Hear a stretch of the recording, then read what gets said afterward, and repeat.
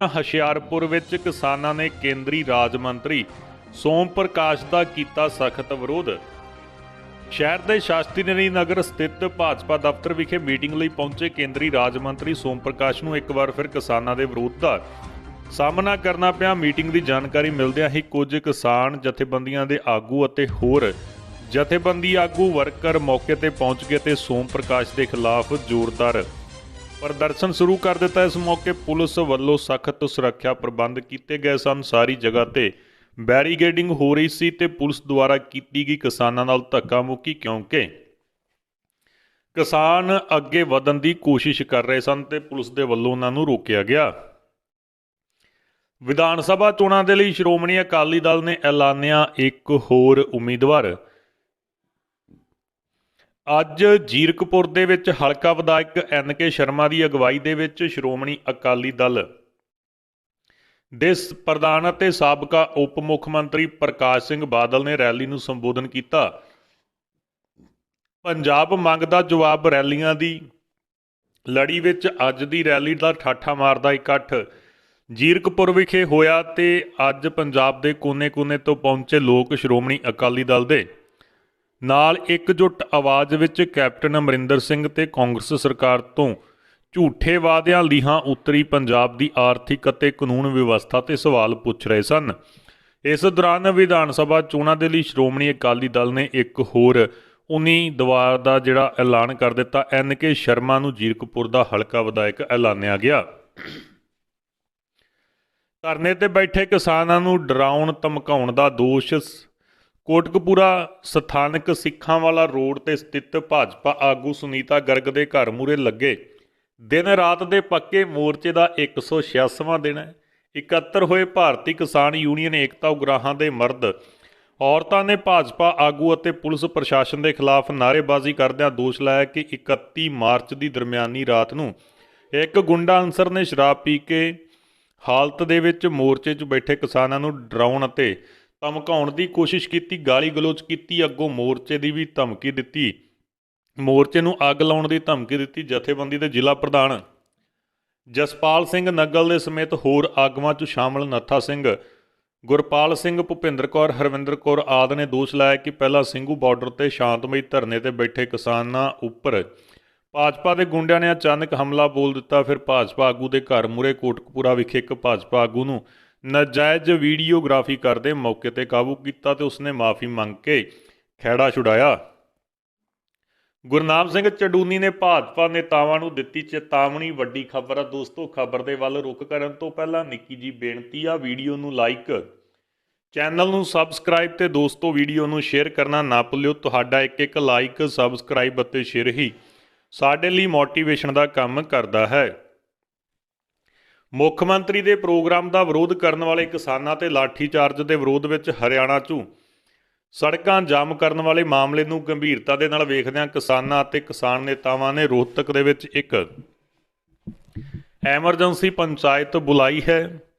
JJP ਆਗੂ ਨੂੰ ਤੁਰੰਤ ਪ੍ਰਭਾਵ ਦੇ ਨਾਲ ਸਾਰੇ ਪ੍ਰੋਗਰਾਮਾਂ ਨੂੰ ਰੱਦ ਕਰਨ ਦੀ ਚੇਤਾਵਨੀ ਦਿੱਤੀ। ਕਿਸਾਨ ਆਗੂ ਗੁਰਨਾਮ ਸਿੰਘ ਚਡੂਨੀ ਨੇ ਵੀ ਸਿੱਧੇ ਤੌਰ ਤੇ ਮੁੱਖ ਮੰਤਰੀ ਦੇ ਦੋਸ਼ ਲਾਇਆ ਕਿ ਖੱਟੜ ਜਾਣਬੁੱਝ ਕੇ ਪ੍ਰੋਗਰਾਮਾਂ ਵਿੱਚ ਹਿੱਸਾ ਲੈ ਰਹੇ ਨੇ ਤੇ ਲੋਕਾਂ ਵਿੱਚ ਆਪਸੀ ਟਕਰਾਅ ਹੋਏ ਅਤੇ ਸੂਬੇ ਦੇ ਵਿੱਚ ਦੰਗਿਆਂ ਦੀ ਅੱਗ ਵਿੱਚ ਜਿਹੜਾ ਸੂਬੇ ਨੂੰ ਸੁੱਟਿਆ ਜਾ ਸਕੇ। ਜੇ ਅਜਿਹਾ ਹੁੰਦਾ ਤਾਂ 6 ਅਪ੍ਰੈਲ ਨੂੰ ਇੱਕ ਵੱਡਾ ਫੈਸਲਾ ਲਿਆ ਜਾਵੇਗਾ। ਕਿਸਾਨਾਂ ਦੁਆਰਾ ਮੁੱਖ ਮੰਤਰੀ ਦੇ ਵਿਰੋਧ ਵਿੱਚ ਪ੍ਰਦਰਸ਼ਨ ਕਰ ਰਹੇ ਸਨ, ਜਿਸ ਤੋਂ ਬਾਅਦ ਕਿਸਾਨਾਂ ਨਾਲ ਕੁੱਟਮਾਰ ਕੀਤੀ ਗਈ।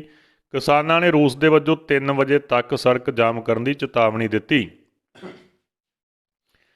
22 ਜਵਾਨਾਂ ਦੀ ਸ਼ਹਾਦਤ ਮਗਰੋਂ ਅਮਿਤ ਸ਼ਾਹ ਚੋਣਾਂ ਦਾ ਦੌਰਾ ਛੱਡ ਕੇ ਦਿੱਲੀ ਲਈ ਰਵਾਨਾ। ਛੱਤੀਸਗੜ੍ਹ ਦੇ ਨਕਸਲ ਪ੍ਰਭਾਵਿਤ ਬੀਜਾਪੁਰ ਮੁਕਾਬਲੇ 'ਚ 22 ਜਵਾਨ ਸ਼ਹੀਦ ਹੋ ਗਏ। ਸੁਰੱਖਿਆ ਬਲਾਂ ਨੇ ਲਾਪਤਾ 17 ਫੌਜੀਆਂ ਦੀਆਂ ਲਾਸ਼ਾਂ ਬਰਾਮਦ ਕਰ ਲਈਆਂ ਨੇ। ਸੈਨਿਕਾਂ ਦੀਆਂ ਲਾਸ਼ਾਂ ਨੇੜੇ 20 ਤੋਂ ਵੱਧ ਹਥਿਆਰ ਨਹੀਂ ਮਿਲੇ। ਨਕਸਲੀਆਂ ਨੂੰ ਮਾਰਨ ਤੋਂ ਬਾਅਦ ਹਥਿਆਰ ਲੁੱਟ ਲਏ ਗਏ। ਹਮਲੇ ਦਾ ਮਾਸਟਰਮਾਈਂਡ ਬਟਾਲੀਅਨ ਨੰਬਰ 1 ਦਾ ਹੈੱਡ ਹਿਮਡਾ ਹੈ ਤੇ ਇਹ ਮਾਓਵਾਦੀਆਂ ਦੀ ਸਭ ਤੋਂ ਵੱਡੀ ਬਟਾਲੀਅਨ ਹੈ। ਇਸ ਦੇ ਨਾਲ ਹੀ ਇਸ ਹਮਲੇ ਕਾਰਨ ਗ੍ਰਹਿ ਮੰਤਰੀ ਅਮਿਤ ਸ਼ਾਹ ਵੀ ਚੋਣ ਦੌਰਾ ਛੱਡ ਕੇ ਦਿੱਲੀ ਲਈ ਰਵਾਨਾ ਹੋ ਗਏ। ਨਵੇਂ ਲੇਬਰ ਐਕਟ ਦੇ ਵਿਰੋਧ ਵਿੱਚ ਪੰਜਾਬ ਭਰ ਦੇ ਮਜ਼ਦੂਰ ਲੁਧਿਆਣੇ ਵਿੱਚ ਹੋਏ ਇਕੱਠੇ, ਜਿੱਥੇ ਨਵੇਂ ਖੇਤੀ ਕਾਨੂੰਨਾਂ ਦੇ ਖਿਲਾਫ ਕਿਸਾਨ ਦਿੱਲੀ ਦੀਆਂ ਸਰਹੱਦਾਂ ਤੇ ਅੰਦੋਲਨ ਕਰ ਰਹੇ ਹਨ, ਉੱਥੇ ਹੀ ਨਵੇਂ ਲੇਬਰ ਐਕਟ ਦੇ ਵਿਰੋਧ ਵਿੱਚ ਮਜ਼ਦੂਰਾਂ ਵੱਲੋਂ ਵੀ ਸੰਘਰਸ਼ ਦਾ ਐਲਾਨ ਕਰ ਦਿੱਤਾ ਗਿਆ ਹੈ। ਉਸ ਦੇ ਤਹਿਤ ਅੱਜ ਪੰਜਾਬ ਭਰ ਦੇ ਮਜ਼ਦੂਰ ਲੁਧਿਆਣਾ ਦੇ ਵਿੱਚ ਇਕੱਠੇ ਹੋਏ, ਜਿੱਥੇ ਉਹਨਾਂ ਨੇ ਕੇਂਦਰ ਅਤੇ ਪੰਜਾਬ ਸਰਕਾਰ ਦੇ ਖਿਲਾਫ ਜੰਮ ਕੇ ਪ੍ਰਦਰਸ਼ਨ ਕੀਤਾ। ਇਸ ਪ੍ਰਦਰਸ਼ਨ ਵਿੱਚ ਸੂਬੇ ਭਰ ਦੇ ਮਜ਼ਦੂਰ ਯੂਨੀਅਨ, CTU ਆਦਿ ਅਤੇ ਹੋਰ ਮਜ਼ਦੂਰ ਜਥੇਬੰਦੀਆਂ ਨੇ ਹਿੱਸਾ ਲਿਆ ਤੇ ਸਰਕਾਰ ਨੂੰ ਸਖਤ ਚੇਤਾਵਨੀ ਦਿੱਤੀ। ਪੱਛਮੀ ਗੜਬੜੀ ਫਿਰ ਤੋਂ ਸਰਗਰਮ, ਇਹਨਾਂ ਰਾਜਾਂ ਦੇ ਵਿੱਚ ਭਾਰੀ ਮੀਂਹ ਅਤੇ ਬਰਫ਼ਬਾਰੀ ਦੇ ਆਸਾਰ। ਮੌਸਮ ਵਿਭਾਗ ਅਨੁਸਾਰ ਅੱਜ ਪੱਛਮੀ ਗੜਬੜ ਜਿਹੜੀ ਮੁੜ ਸਰਗਰਮ ਹੋ ਰਹੀ ਹੈ, ਜਿਸ ਕਾਰਨ ਮੌਸਮ ਵਿਭਾਗ ਨੇ ਦੇਸ਼ ਦੇ ਕਈ ਰਾਜਾਂ ਵਿੱਚ ਭਾਰੀ ਮੀਂਹ ਦੀ ਚੇਤਾਵਨੀ ਜਾਰੀ ਕੀਤੀ ਹੈ। ਕਈ ਰਾਜਾਂ ਵਿੱਚ ਗਰਮੀ ਵਧੇਗੀ। ਉੱਤਰਾਖੰਡ, ਹਿਮਾਚਲ ਪ੍ਰਦੇਸ਼ ਦੇ ਉੱਪਰਲੇ ਪਹਾੜੀ ਇਲਾਕਿਆਂ ਦੇ ਵਿੱਚ ਮੀਂਹ ਅਤੇ ਬਰਫ਼ਬਾਰੀ ਦਾ ਅਨੁਮਾਨ ਹੈ। ਕੇਰਲਾ ਤੇ ਕੁਝ ਹੋਰ ਰਾਜਾਂ ਵਿੱਚ ਮੀਂਹ ਪੈਣ ਦੀ ਸੰਭਾਵਨਾ।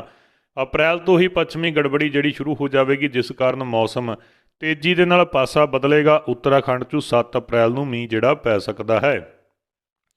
ਉਧਰੋਂ ਪੰਜਾਬ ਦੀ ਗੱਲ ਕੀਤੀ ਜਾਵੇ ਤਾਂ ਉੱਥੇ ਵੀ ਮੀਂਹ ਦਾ ਅਲਰਟ ਜਾਰੀ ਕਰ ਦਿੱਤਾ ਹੈ ਤੇ ਹਲਕੀ ਵਰਖਾ ਦੀ ਚੇਤਾਵਨੀ ਦੇ ਦਿੱਤੀ ਆ। ਸੋ ਕਈ ਰਾਜਾਂ ਦੇ ਵਿੱਚ ਤਾਂ ਸਿਰਫ ਯੈਲੋ ਅਲਰਟ ਹੀ ਜਾਰੀ ਕੀਤਾ ਗਿਆ ਹੈ। ਟਿੱਕਰੀ ਬਾਰਡਰ ਤੋਂ ਵਾਪਸ ਪਰਤ ਰਹੇ ਕਿਸਾਨ ਦੀ ਹੋਈ ਮੌਤ। ਪਿੰਡ ਘੜੈਲੀ ਦੇ ਕਿਸਾਨ ਦੀ ਟਿੱਕਰੀ ਬਾਰਡਰ ਤੋਂ ਵਾਪਸ ਆਉਂਦੇ ਸਮੇਂ ਹਾਰਟ ਅਟੈਕ ਦੇ ਨਾਲ ਮੌਤ ਹੋ ਗਈ। ਮਿਲੀ ਜਾਣਕਾਰੀ ਮੁਤਾਬਕ ਲੀਲਾ ਸਿੰਘ ਪੁੱਤਰ ਬਹਾਦਰ ਸਿੰਘ, ਜੋ ਕਿ ਪਹਿਲਾਂ ਵੀ 3 ਵਾਰ ਟਿੱਕਰੀ ਬਾਰਡਰ ਤੇ ਕਿਸਾਨੀ ਸੰਘਰਸ਼ ਦੇ ਵਿੱਚ ਸ਼ਾਮਲ ਹੋ ਚੁੱਕਾ ਹੈ ਤੇ ਪਿੰਡ ਘੜੈਲੀ ਦੇ ਭਾਰਤੀ ਕਿਸਾਨ ਯੂਨੀਅਨ ਏਕਤਾ ਉਗਰਾਹਾਂ ਦੀ ਇਕਾਈ ਦੇ ਪ੍ਰਧਾਨ ਜਸਵੰਤ ਸਿੰਘ ਨੇ ਇਹ ਜਾਣਕਾਰੀ ਦਿੱਤੀ। 10 ਅਪ੍ਰੈਲ ਤੋਂ ਚੱਲੇਗੀ ਸ਼੍ਰੀ ਗੰਗਾਨਗਰ ਨਾਂਦੇੜ ਰੇਲ ਗੱਡੀ। ਰੇਲਵੇ ਨੇ ਜਾਰੀ ਕੀਤਾ ਸ਼ਡਿਊਲ। ਰੇਲਵੇ ਨੇ ਯਾਤਰੀਆਂ ਦੀ ਸਹੂਲਤ ਦੇ ਮੱਦੇਨਜ਼ਰ ਰੇਲ ਗੱਡੀਆਂ ਚਲਾਉਣੀਆਂ ਸ਼ੁਰੂ ਕਰ ਦਿੱਤੀਆਂ ਨੇ। ਇਸ ਦੇ ਤਹਿਤ ਯਾਤਰੀਆਂ ਦੀ ਸਹੂਲਤ ਲਈ ਸ਼੍ਰੀ ਗੰਗਾਨਗਰ ਨਾਂਦੇੜ 2 ਸਪਤਾਹਿਕ ਰੇਲ ਗੱਡੀਆਂ ਅਬੋਹਰ, ਬਠਿੰਡਾ ਅਤੇ ਸ਼੍ਰੀ ਗੰਗਾਨਗਰ ਨਾਂਦੇੜ ਵਾਇਆ ਹਨੂਮਾਨਗੜ੍ਹ ਤੇ ਸੰਗਰੀਆ 10 ਅਪ੍ਰੈਲ ਤੋਂ ਅਗਲੇ ਆਦੇਸ਼ਾਂ ਤੱਕ ਚਲਾਈ ਜਾਵੇਗੀ। ਰੇਲਵੇ ਦੁਆਰਾ ਜਾਰੀ ਕੀਤੇ ਗਏ ਕਾਰਜਕ੍ਰਮ ਦੇ ਅਨੁਸਾਰ ਰੇਲ ਗੱਡੀ ਨੰਬਰ 02440 ਸ਼੍ਰੀ ਗੰਗਾਨਗਰ ਨਾਂਦੇੜ ਸਪਤਾਹਿਕ ਸੁਪਰਫਾਸਟ ਸਪੈਸ਼ਲ ਰੇਲ ਸੇਵਾ ਸ਼੍ਰੀਨਗਰ ਤੋਂ ਆਰੰਭ ਕੀਤੀ ਜਾਵੇਗੀ। ਸ਼੍ਰੋਮਣੀ ਅਕਾਲੀ ਦਲ ਨੇ DSGMC ਚੋਣਾਂ ਦੇ ਲਈ ਉਮੀਦਵਾਰਾਂ ਦਾ ਕੀਤਾ ਐਲਾਨ।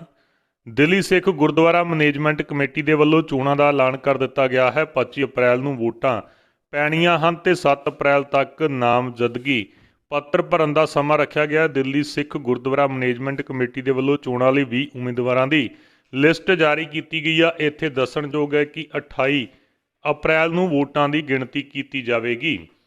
ਪਟਿਆਲਾ ਦੇ ਵਿੱਚ ਗਰਜੇ ਨਵਜੋਤ ਸਿੱਧੂ, ਕਿਹਾ ਕਿਸਾਨਾਂ ਦੇ ਖਿਲਾਫ ਹੋ ਰਹੀ ਹੈ ਵੱਡੀ ਸਾਜ਼ਿਸ਼। ਕਾਂਗਰਸ ਦੇ ਸਾਬਕਾ ਮੰਤਰੀ ਨਵਜੋਤ ਸਿੱਧੂ ਕਿਸਾਨਾਂ ਨੂੰ ਸਿੱਧੀ ਅਦਾਇਗੀ ਦੇਣ ਨੂੰ ਕੇਂਦਰ ਸਰਕਾਰ ਦੀ ਸਾਜ਼ਿਸ਼ ਕਰਾਰ ਦਿੱਤਾ ਹੈ। ਪਟਿਆਲਾ ਦੇ ਵਿੱਚ ਪੱਤਰਕਾਰਾਂ ਨਾਲ ਗੱਲਬਾਤ ਕਰਦੇ ਹੋਏ ਨਵਜੋਤ ਸਿੱਧੂ ਨੇ ਕਿਹਾ, ਕੇਂਦਰ ਦਾ ਇੱਕੋ ਇੱਕ ਮਕਸਦ ਹੈ ਕਿ ਸਿਰਫ ਪੰਜਾਬ ਦੀ ਖੇਤੀ, ਕਿਸਾਨ ਅਤੇ ਰੁਜ਼ਗਾਰ ਨੂੰ ਤਬਾਹ ਕਰਨਾ ਚਾਹੁੰਦਾ ਹੈ। ਕਿ ਸਿੱਧੂ ਨੇ ਕਿਹਾ ਹੈ ਕਿ ਪੰਜਾਬ ਖਿਲਾਫ ਬਹੁਤ ਵੱਡਾ ਸ਼ੈਯੰਤਰ ਰਚਿਆ ਜਾ ਰਿਹਾ ਹੈ। ਸਿੱਧੂ ਨੇ ਕਿਹਾ ਕਿ ਕਿਸਾਨਾਂ ਨੂੰ ਫਸਲ ਉਗਾਉਣ ਤੋਂ ਪਹਿਲਾਂ ਪੈਸਿਆਂ ਦੀ ਲੋੜ ਹੁੰਦੀ ਹੈ, ਇਹ ਪੈਸੇ ਉਹ ਆੜ੍ਹਤੀਆਂ ਤੋਂ ਲੈਂਦਾ ਹੈ। ਸਿੱਧੂ ਨੇ ਕਿਹਾ ਜਿਹੜਾ ਸਿਸਟਮ ਦਹਾਕਿਆਂ ਤੋਂ ਚੱਲਦਾ ਆ ਰਿਹਾ ਉਸ ਨੂੰ ਖਰਾਬ ਕਰਨ ਦੇ ਲਈ ਕੇਂਦਰ ਸਾਜ਼ਿਸ਼ ਰਚ ਰਿਹਾ। ਉਹਨਾਂ ਨੇ ਕਿਹਾ ਕਿ ਕੇਂਦਰੀ ਖੁਰਾਕ ਮੰਤਰੀ ਪਿਊਸ਼ ਗੋਇਲ ਝੂਠਾ ਹੈ ਤੇ ਜੇ ਪੰਜਾਬ ਦੇ ਮੁੱਖ ਮੰਤਰੀ ਕੈਪਟਨ ਅਮਰਿੰਦਰ ਸਿੰਘ ਨੂੰ ਉਹਨਾਂ ਵੱਲੋਂ ਲਿਖੀ MSP ਦੀ ਆਨਲਾਈਨ ਅਦਾਇਗੀ ਬਾਰੇ ਚਿੱਠੀ ਨੂੰ ਲਾਗੂ ਕਰ ਦਿੱਤਾ ਜਾਂਦਾ ਤਾਂ ਸਭ ਤੋਂ ਵੱਧ ਨੁਕਸਾਨ ਛੋਟੀ ਕਿਸਾਨੀ ਨੂੰ ਹੋਏਗਾ। ਸਿੱਧੂ ਨੇ ਕਿਹਾ ਕਿ ਕੇਂਦਰ ਇੱਕ ਸਾਜ਼ਿਸ਼ ਦੇ ਤਹਿਤ ਪੰਜਾਬ ਦੇ ਕਿਸਾਨਾਂ ਤੇ ਆੜ੍ਹਤੀਆਂ ਨੂੰ ਸਰਕਾਰ ਦੇ ਖਿਲਾਫ ਖੜਾ ਕਰਕੇ ਸੂਬੇ ਦਾ ਮਾਹੌਲ ਖਰਾਬ ਕਰਨਾ ਚਾਹੁੰਦਾ ਹੈ ਤੇ ਉਹਨਾਂ ਨੇ ਕਿਹਾ ਕਿ ਭਾਜਪਾ ਸਰਕਾਰ ਜਾਣਬੁੱਝ ਕੇ ਕਿਸਾਨਾਂ ਨੂੰ ਭੜਕਾ ਰਹੀ ਹੈ, ਜਿਸ ਦੇ ਚੱਲਦਿਆਂ ਲਗਾਤਾਰ ਕਿਸਾਨਾਂ ਤੇ ਦਬਾਅ ਪਾਇਆ ਜਾ ਰਿਹਾ ਹੈ। ਹੁਣ ਮੌਕਾ ਆ ਗਿਆ ਕਿ ਪੰਜਾਬ ਸਰਕਾਰ ਅਤੇ ਸਮੂਹ ਕਿਸਾਨ ਇਕੱਠੇ ਹੋ ਕੇ ਇੱਕ ਆਰਥਿਕ ਮਾਡਲ ਬਣ ਕੇ ਦੁਨੀਆ ਦੇ ਸਾਹਮਣੇ ਆਉਣ ਤੇ ਕੇਂਦਰ ਸਰਕਾਰ ਨੂੰ ਕਰਾਰਾ ਜਵਾਬ ਦੇਣ।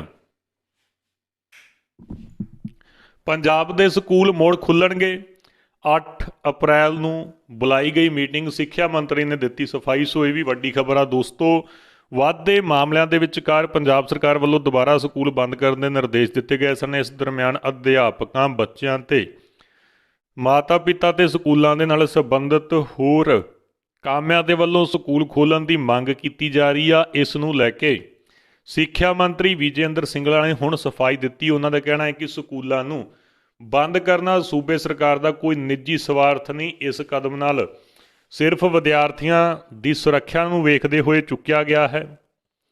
ਉਹਨਾਂ ਨੇ ਕਿਹਾ ਕਿ ਸਕੂਲਾਂ ਨੂੰ ਖੋਲ੍ਹਣ ਦੇ ਲਈ 8 ਅਪ੍ਰੈਲ ਨੂੰ ਦੁਬਾਰਾ ਮੀਟਿੰਗ ਹੋਵੇਗੀ। ਉਹਨਾਂ ਦਾ ਕਹਿਣਾ ਹੈ ਕਿ ਸਰਕਾਰ ਦੇ ਸਾਰੇ ਪ੍ਰੋਗਰਾਮ ਕੋਵਿਡ ਪ੍ਰੋਟੋਕੋਲ ਨੂੰ ਫੋਲੋ ਕਰਦੇ ਕੀਤੇ ਜਾ ਰਹੇ ਹਨ। ਸਕੂਲ ਪ੍ਰਬੰਧਕਾਂ ਤੇ ਅੰਦੋਲਨ ਤੇ ਤਿੱਖੀ ਪ੍ਰਤੀਕਿਰਿਆ ਦਿੰਦਿਆਂ ਨਿੱਜੀ ਸਕੂਲਾਂ ਦਾ ਅੰਦੋਲਨ ਸਿਰਫ ਫੀਸਾਂ ਤੇ ਹੀ ਕੇਂਦਰਿਤ ਹੈ। ਸਿੱਖਿਆ ਮੰਤਰੀ ਵਿਜੇ ਇੰਦਰ ਸਿੰਗਲਾ ਨੇ ਵੱਲੋਂ ਹੋਰ ਜਿਹੜੇ ਆਪਣੇ ਕਾਰਜ ਖੇਤਰ ਵਿੱਚ ਲਗਾਤਾਰ ਪ੍ਰੋਗਰਾਮ ਕੀਤੇ ਜਾ ਰਹੇ ਹਨ ਤੇ ਦੂਜੇ ਪਾਸੇ ਸਰਕਾਰੀ ਅਤੇ ਗੈਰ ਸਰਕਾਰੀ ਸਕੂਲਾਂ ਤੇ ਤਾਲੇ ਲਟਕ ਰਹੇ ਹਨ, ਜਿਸ ਨੂੰ ਲੈ ਕੇ ਵਿਦਿਆਰਥੀਆਂ ਅਤੇ ਮਾਤਾ-ਪਿਤਾ ਤੇ ਸਕੂਲ ਪ੍ਰਬੰਧਕਾਂ ਦੇ ਵਿੱਚ ਰੋਸ ਦੀ ਲਹਿਰ ਦਿਖਾਈ ਦੇ ਰਹੀ ਹੈ।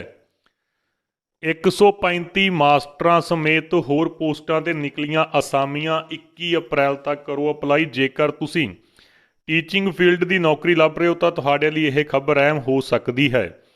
Department of the school education Punjab ਨੇ ਮਾਸਟਰ ਦੇ ਅਹੁਦੇ ਲਈ ਭਰਤੀ ਨੋਟੀਫਿਕੇਸ਼ਨ ਜਾਰੀ ਕੀਤਾ, ਜਿਸ ਦੇ ਤਹਿਤ ਕੁੱਲ 135 ਅਸਾਮੀਆਂ 'ਚ ਨਿਯੁਕਤੀਆਂ ਕੀਤੀਆਂ ਜਾਣਗੀਆਂ। ਜਿਹੇ ਵਿੱਚ ਜਿਹੜੇ ਵੀ ਉਮੀਦਵਾਰ ਇਹਨਾਂ ਅਹੁਦਿਆਂ ਲਈ ਅਪਲਾਈ ਕਰਨਾ ਚਾਹੁੰਦੇ ਹਨ ਉਹ ਪੰਜਾਬ ਸਕੂਲ ਐਜੂਕੇਸ਼ਨ ਡਿਪਾਰਟਮੈਂਟ 2021 ਲਈ ਅਪਲਾਈ ਕਰ ਸਕਦੇ ਨੇ। ਉਮੀਦਵਾਰ ਧਿਆਨ ਦੇਣ ਕਿ ਇਹਨਾਂ ਅਹੁਦਿਆਂ ਤੇ ਅਪਲਾਈ ਕਰਨ ਦੀ ਲਾਸਟ ਡੇਟ 21 ਅਪ੍ਰੈਲ 2021 ਹੈ। ਇਸ ਲਈ ਆਖਰੀ ਤਰੀਕ ਦਾ ਇੰਤਜ਼ਾਰ ਨਾ ਕਰਦੇ ਹੋਏ ਸਮਾਂ ਰਹਿੰਦੇ ਹੋਏ ਅਪਲਾਈ ਕਰ ਦਿਓ, ਕਿਉਂਕਿ ਕਈ ਵਾਰ ਆਖਰੀ ਸਮੇਂ ਲੋਡ ਵਧਾਉਣ ਦੇ ਨਾਲ ਅਧਿਕਾਰਤ ਪੋਰਟਲ ਵਿੱਚ ਤਕਨੀਕੀ ਦਿੱਕਤਾਂ ਆ ਜਾਂਦੀਆਂ ਨੇ।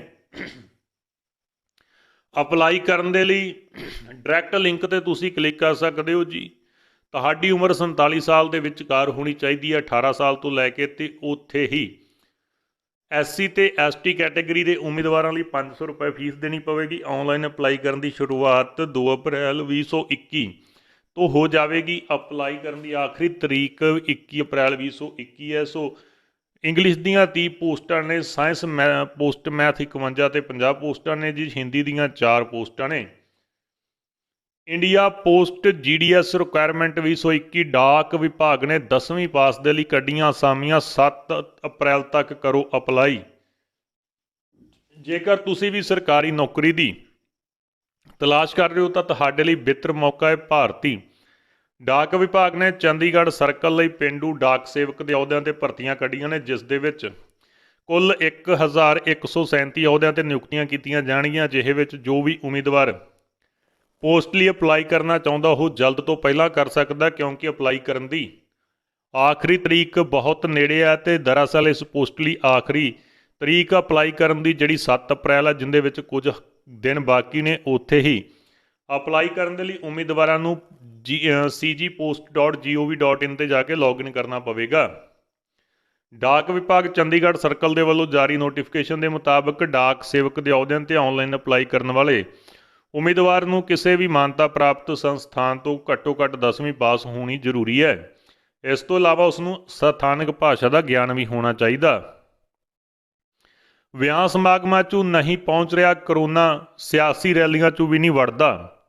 ਰਿਜ਼ੋਰਟ ਐਂਡ ਹੋਟਲ ਐਸੋਸੀਏਸ਼ਨ, ਕ੍ਰੀਡੀਏਟੀਏ ਤੇ ਟੈਕਸਟਾਈਲ ਪ੍ਰੋਸੈਸਿੰਗ ਐਸੋਸੀਏਸ਼ਨ ਅੰਮ੍ਰਿਤਸਰ ਦੇ ਪ੍ਰਧਾਨ ਅਤੇ ਸਾਬਕਾ ਕੌਂਸਲਰ ਕ੍ਰਿਸ਼ਨ ਕੁਮਾਰ ਕੁੱਕੂ ਨੇ ਸਰਕਾਰ ਦੇ ਵਿਆਹ ਸਮਾਗਮਾਂ ਵਿੱਚ 20 ਤੋਂ ਜ਼ਿਆਦਾ ਲੋਕਾਂ ਦੇ ਇਕੱਠ ਨਾ ਹੋਣ ਦੇ ਫੈਸਲੇ ਨੂੰ ਲੰਮੇ ਹੱਥੀ ਲਿਆ।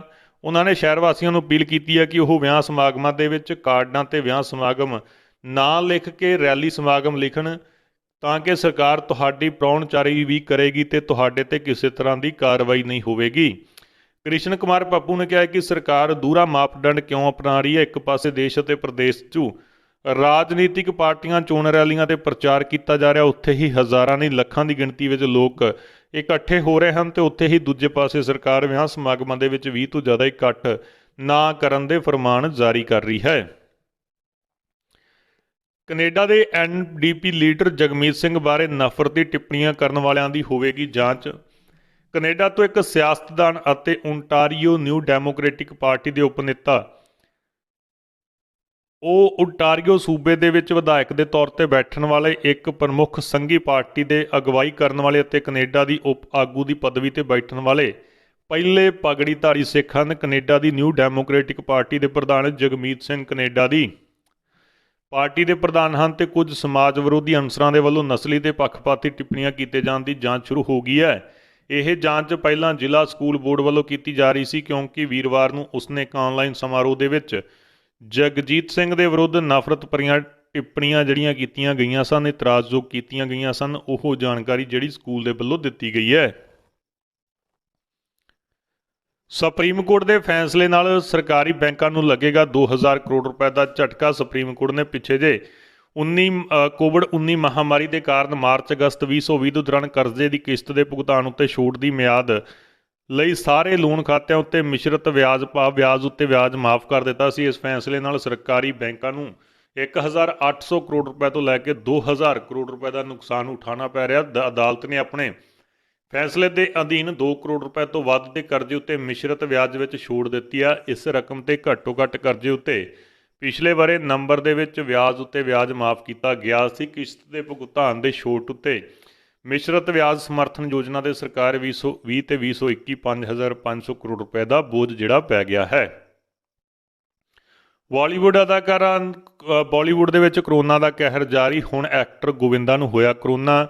ਸੋ ਗੋਵਿੰਦਾ ਦੇ ਬੇਟੇ ਯਸ਼ਵਰਧਨ ਨੇ ਆਪਣੇ ਪਿਤਾ ਨੂੰ ਕਰੋਨਾ ਹੋਣ ਤੇ ਘਰ ਵਿੱਚ ਆਈਸੋਲੇਟ ਕਰਨ ਦੀ ਖਬਰ ਦੀ ਪੁਸ਼ਟੀ ਕੀਤੀ।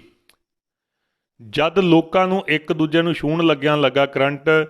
ਸੋ ਸ਼ਹਿਰ ਦੇ ਵਿੱਚ ਪਹਿਲਾਂ ਸ਼੍ਰੀ ਗੁਰੂ ਬਹਾਦਰ ਨਗਰ ਬਲੂਟੁੱਥ ਤੇ ਮੈਸੇਜ ਆਉਣ ਤੋਂ ਬਾਅਦ ਅੱਗ ਲੱਗਣ ਦੀ ਘਟਨਾ ਹਾਲੇ ਤੱਕ ਕੋਈ ਹੱਲ ਨਹੀਂ ਨਿਕਲਿਆ ਕਿ ਹੁਣ ਇੱਕ ਹੋਰ ਘਟਨਾ ਨੇ ਸ਼ਹਿਰ ਦੇ ਵਿੱਚ ਆਪਣੀ ਲਪੇਟ 'ਚ ਲੈ ਲਿਆ। ਸੋ ਅੱਜ ਕੱਲ੍ਹ ਲੋਕਾਂ ਨੂੰ ਇੱਕ ਦੂਜੇ ਨੂੰ ਛੂਹਣ ਤੇ ਜਾਂ ਕਿਸੇ ਵਸਤੂ ਨੂੰ ਛੂਹਣ ਤੇ ਕਰੰਟ ਲੱਗਣ ਦੀਆਂ ਖਬਰਾਂ ਸਾਹਮਣੇ ਆ ਰਹੀਆਂ ਹਨ। ਪਹਿਲਾਂ ਲੋਕ ਆਪਣੇ ਘਰਾਂ ਦੇ ਵਿੱਚ ਚਰਚਾ ਕਰ ਰਹੇ ਸਨ, ਪਰ ਜਿਵੇਂ ਹੀ ਇਸ ਸੰਬੰਧੀ ਸੋਸ਼ਲ ਮੀਡੀਆ ਦੇ ਵਿੱਚ ਚਰਚਾ ਹੋਈ ਤਾਂ ਸੈਂਕੜੇ ਲੋਕਾਂ ਨੇ ਆਪਣੇ ਆਪ ਨੂੰ ਕਰੰਟ ਲੱਗਣ ਦੀ ਪੁਸ਼ਟੀ ਕੀਤੀ। ਸੋ ਡਾਕਟਰ ਅਸ਼ੋਕ ਬੱਤਾ ਨੇ ਵੀ ਲੋਕਾਂ ਨੂੰ ਕਰੰਟ ਲੱਗਣ ਦੀ ਪੁਸ਼ਟੀ ਕਰਦੇ ਹੋਏ ਇਸ ਸੰਬੰਧੀ ਕਿਹਾ ਜੀ ਕੁਝ ਨਹੀਂ ਕਹਿ ਸਕਦਾ, ਕੁਝ ਵੀ ਹੋ ਸਕਦਾ ਹੈ। ਤੋ ਇਸ ਤਰ੍ਹਾਂ ਮੌਸਮ ਦੇ ਬਦਲ ਨਾਲ ਹੋ ਸਕਦਾ ਹੈ। ਸੋ AS ਕਾਲਜ ਦੇ ਪ੍ਰੋਫੈਸਰ ਗਗਨ ਸੇਠੀ ਨੇ ਦੱਸਿਆ ਕਿ ਅੱਗੇ ਵੀ ਇਹਨਾਂ ਦਿਨਾਂ ਦੇ ਵਿੱਚ ਜਦੋਂ ਸਰਦੀ ਖਤਮ ਹੁੰਦੀ ਆ ਤੇ ਗਰਮੀ ਦਾ ਮੌਸਮ ਸ਼ੁਰੂ ਹੁੰਦਾ ਤਾਂ ਲੋਕਾਂ ਨੂੰ ਪਲਾਸਟਿਕ ਦੀਆਂ ਵਸਤੂਆਂ ਜਿਵੇਂ ਕੁਰਸੀ ਆਦਿ ਦੇ ਨਾਲ ਕਰੰਟ ਲੱਗਦਾ, ਪਰ ਇਸ ਸਾਲ ਲੋਕਾਂ ਨੂੰ ਵੱਖ-ਵੱਖ ਵਸਤੂਆਂ ਦੇ ਨਾਲ ਇੱਕ ਦੂਜੇ ਨੂੰ ਛੂਹਣ ਦੇ ਨਾਲ ਵੀ ਕਰੰਟ ਦੀਆਂ ਸ਼ਿਕਾਇਤਾਂ ਆ ਰਹੀਆਂ ਹਨ।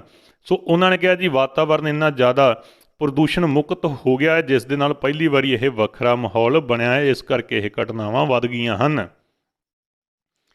ਕੇਜਰੀਵਾਲ ਨੇ ਕਿਸਾਨ ਮਹਾਪੰਚਾਇਤ ਦੇ ਵਿੱਚ ਕਿਹਾ ਸਾਨੂੰ ਕਿਸਾਨਾਂ ਦਾ ਸਾਥ ਦੇਣ ਦੀ ਸਜ਼ਾ ਦਿੱਤੀ ਜਾ ਰਹੀ ਹੈ।